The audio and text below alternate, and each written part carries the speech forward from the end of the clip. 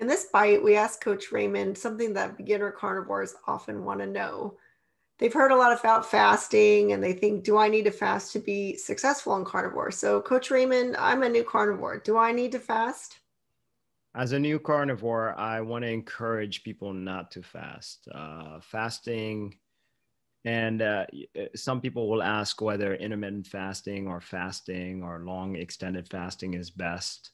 So, what I say is for the first 2 weeks, do not fast at all. So, you eat when you're hungry, you drink when you're thirsty, and you're just building the building the bricks and mortar to build the new body.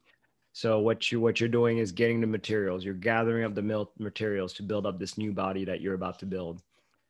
And so if you halt it in any ways, that can cost you cravings and make you fall off the carnivore diet.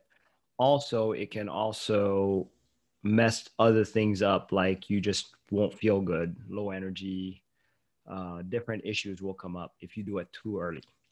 Saying that though, on the third week, you're kind of clear to go to, because you'll be so full all the time, you will automatically get into more of a two mad stage, which is a typical fasting window, typically an 8 hour eating window and a 16-hour fast automatically.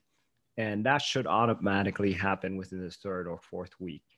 Embrace it when you get it.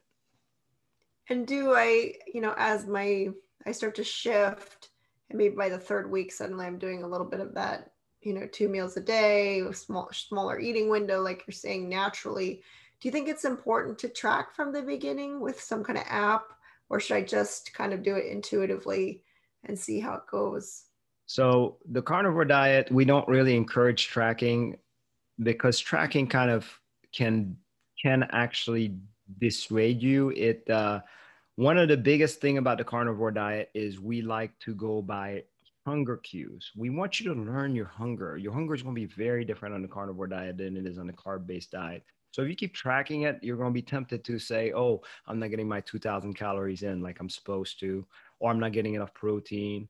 Regardless of whether you think to yourself that I'm just doing it just for data crunching. No, what's going to happen is like, oh, I know I underate because, oh, look, that number said that.